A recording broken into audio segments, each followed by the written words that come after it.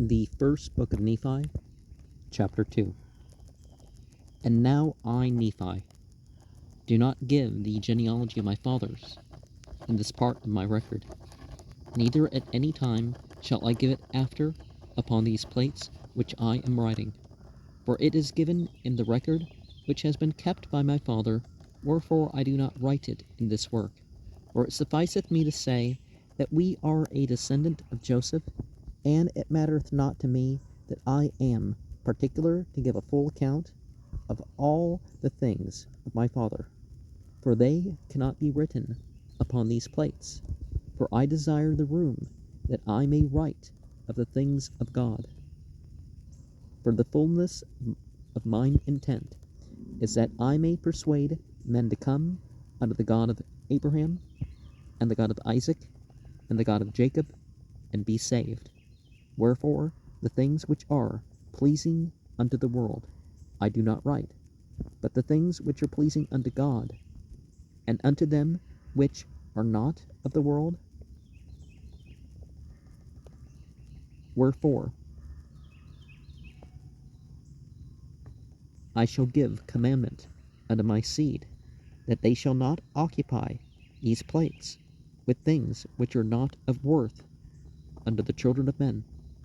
And now I would that ye might know that after my father Lehi had made an end of prophesying concerning his seed, it came to pass that the Lord spake unto him again, saying, that it was not meet for him, Lehi, that he should take his family into the wilderness alone, but that his sons should take daughters to wife, that they might raise up seed unto the Lord in the land of promise. And unto those who are not of the world is the current version, and meet as in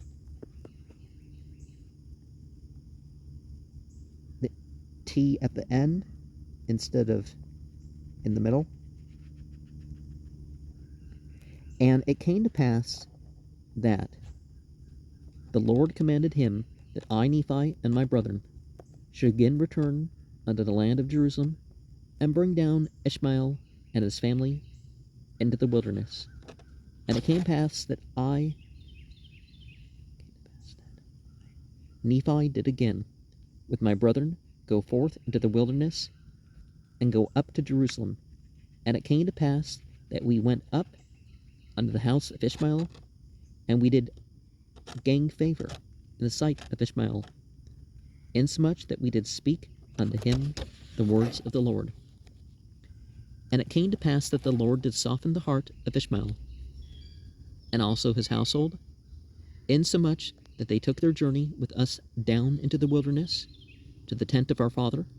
And it came to pass, as we journeyed in the wilderness, behold, Laman and Lemuel, and two of the daughters of Ishmael, and the two sons of Ishmael, and their families, did rebel against us, yea, against I, Nephi, and Sam, and their father, Ishmael, and his wife, and his three other daughters, against me, Nephi,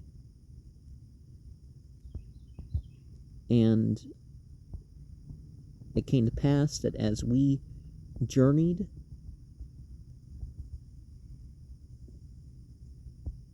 instead of Journnied, it's Journeyed.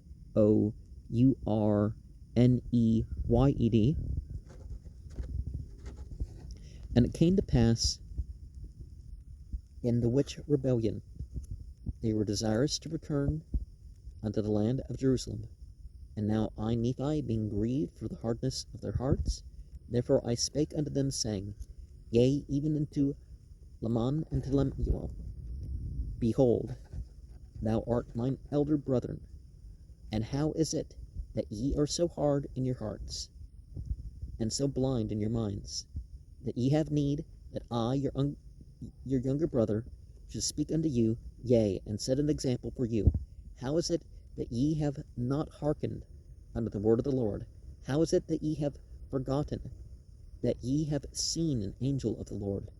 Yea, and how is it that ye have forgotten how great things the Lord hath done for us, in delivering us out of the hands of Laban, and also that we should obtain the record.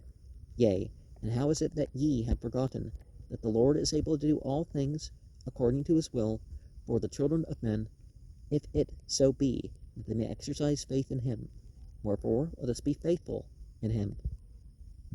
And if it so be that we are faithful in him, we shall obtain the land of promise. And ye shall know at some future period that the word of the Lord shall be fulfilled concerning the destruction of Jerusalem. All things which the Lord hath spoken concerning the destruction of Jerusalem must be fulfilled. For behold, the Spirit of the Lord ceaseth soon to strive with them. For behold, they have rejected the prophets, and Jeremiah have they cast into prison. And they have sought to take away the life of my father, insomuch that they have driven him out of the land. Now behold, I say unto you, that if ye will return unto Jerusalem, ye shall also perish with them. And now, if ye have choice, go up to the land, and remember the words which I speak unto you, that if ye go, ye will also perish. For thus the Spirit of the Lord constraineth me that I should speak. Now, the paragraph before that, which is quite extensive. Ye art mine elder brethren, forgotten what great things? Be faithful to him. We are faithful to him. And one of the things that we run into in actual Northern Semitic literature is that as much as they say that the elder son gets twice inheritance and some other greater provision than that, it's time and time again the younger brother that either usurps the right or the elders somehow lose the right. Islam, for example, gives equal inheritance among the siblings. And it came to pass that when I, Nephi, had spoken these words unto my brethren, they were angry with me. And it came to pass that they did lay their hands upon me. For behold, they were exceeding wroth, and they did bind me with cords. For they sought to take away my life, that they might leave me in the wilderness, to be devoured by wild beasts. But it came to pass that I prayed unto the Lord, saying, O Lord, according to my faith which is in thee, wilt thou deliver me from the hands of my brethren? Yea, even give me strength that I may burst these bands with which I am bound. And it came to pass that when I had said these words, behold, the bands were loosened from off my hands and feet, and I stood before my brethren, and I spake unto them again. And it came to pass that they were angry with me again, and sought to lay hands upon me. But, behold, one of the daughters of Ishmael, yea, and also her mother, and one of the sons of Ishmael, did plead with my brethren, insomuch that they did soften their hearts, and they did cease striving to take away my life. Sometimes telling people calm down works, but try to make it more of a suggestion, right? And it came to pass that they were sorrowful because of their wickedness, insomuch that they did bow down before me, and did plead with me, that I would forgive them of the thing that they had done against me. And it came to pass that I did frankly forgive them all that they had done, and I did exhort them that they would pray unto the Lord their God for forgiveness. And it came to pass that they did so, and after that they had done praying unto the Lord, we did again travel on our journey toward the tent of our father. And so we lead out the word, and after they had done praying, and it came to pass that we did come down unto the tent of our father, and after that I and my brethren and all the house of Ishmael had come down unto the tent of my father. They did give thanks unto the Lord their God, and they did offer sacrifice and burnt offerings unto him. And after I and my brethren, so leaving out the word, and it came to pass that we had gathered together all manner of seeds of every kind, both of grain of every kind, and also of the seeds of fruits of every kind. And it came to pass that when my father tarried in the wilderness, he spake unto us, saying, Behold, I have dreamed a dream, or in other words, I have seen a vision. And behold, because of the thing which I have seen, I have reason to rejoice in the Lord. Because of Nephi, and also of some, for I have reason to suppose that they, and also many of their seed, will be saved. But behold, Laman and Lemuel, I fear exceedingly, because of you, for behold, me thought, I saw a dark and dreary wilderness. So fruit instead of fruits, and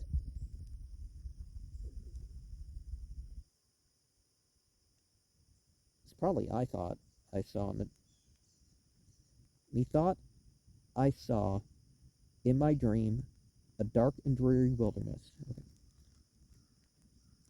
And it came to pass that I saw a man, and he was dressed in a white robe, and he came and stood before me.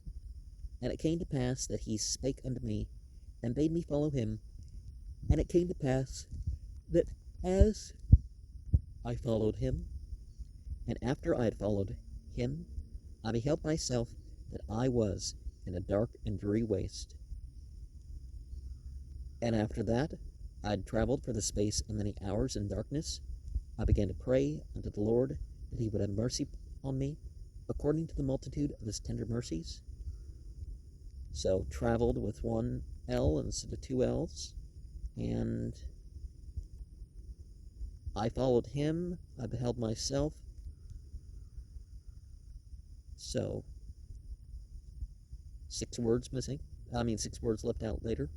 And after I, so that left out, had traveled. So it's I had for the space of many hours in darkness. Oh, never mind. That's included. And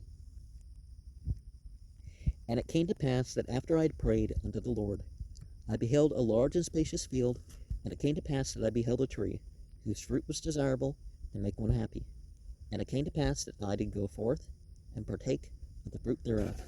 And I beheld that it was most sweet above all that I had before tasted, yea, and I beheld that the fruit thereof was white, to exceed all the whiteness that I had ever seen. And as I partook of the fruit thereof, it filled my soul with exceeding great joy. Wherefore I began to be desirous that my family should partake of it also, for I knew that it was desirous above all other fruit. And as I cast my eyes round about, that perhaps I might discover my family also, I beheld a river of water, and it ran along, and it was near the tree of which I was partaking the fruit. And I looked to behold from whence it came,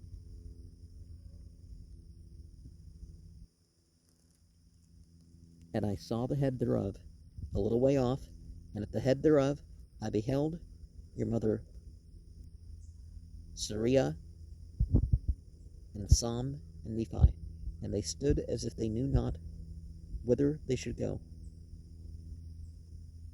Desirable instead of desirous. I ever before tasted, so had is left out there. And it came to pass that I beckoned unto them, and I also did say unto them with a loud voice, that they should come unto me and partake of the fruit, which was desirable above all other fruit. And it came to pass that they did come unto me and partake of the fruit also. And it came to pass that I was desirous that Laman and Lemuel should come and partake of the fruit also. Wherefore I cast mine eyes towards the head of the river, that perhaps I might see them. And it came to pass that I saw them, but they would not come unto me.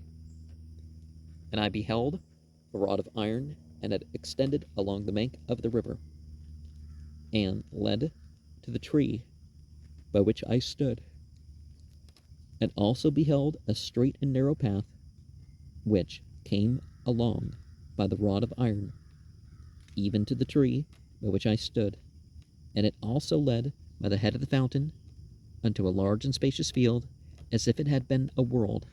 And I saw numberless concourses of people, many of whom were pressing forward, that they might obtain the path which led unto the tree by which I stood. And it came to pass that I saw them, but they would not come unto me and partake of the fruit, and I beheld a rod of iron. So 5 words that weren't part of the 1830. And it came to pass that they did come forth and commence in the path which led to the tree. And it came to pass that there arose a mist of darkness, yea, even an exceeding great mist of darkness, insomuch that they which had commenced in the path did lose their way, and they wandered off and were lost. So inasmuch that they who had commenced in the path, and it came to pass that I beheld others pressing forward, and they came forth and caught hold of the end of the rod of iron. And they did press forward through the midst of darkness, clinging to the rod of iron, even until they did come forth and partake of the fruit of the tree.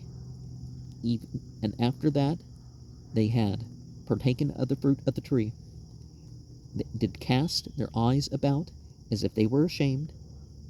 And I also cast my eyes round about, and beheld on the other side of the river of water a great and spacious building, and it stood as it were in the air, high above the earth, and it was filled with people, both old and young, both male and female, and their manner of dress was exceeding fine, and they were in the attitude of mocking and pointing their fingers towards those which had come at it. I didn't mean to say it. And were partaking of the fruit, and after that they had tasted of the fruit, they were ashamed, because of those that were scoffing at them, and they fell away into forbidden paths and were lost. And after they had tasted of the fruit, so that left out, and towards those who had come at, and after they had partaken, so know that there. And now I, Nephi, do not speak all the words of my father, but to be short in writing, behold, he saw other multitudes pressing forward, and they came and caught hold of the end of the rod of iron, and they did press their way forward, continually holding fast to the rod of iron, until they came forth and fell down and partook of the fruit of the tree. And he also saw other multitudes feeling their way towards that great and spacious building, and it came to pass that many were drowned in the depths of the fountain, and many were lost from his view, wandering in strange roads, and great was the multitude that did enter into that strange building. And after that they did enter into that building, they did point the finger of scorn at me, and those that were partaking of the fruit also. But we heeded them not. Those are the words of my father. For as many as heeded them had fallen away, and Laman and Lemuel partook not of the fruit, saith my father.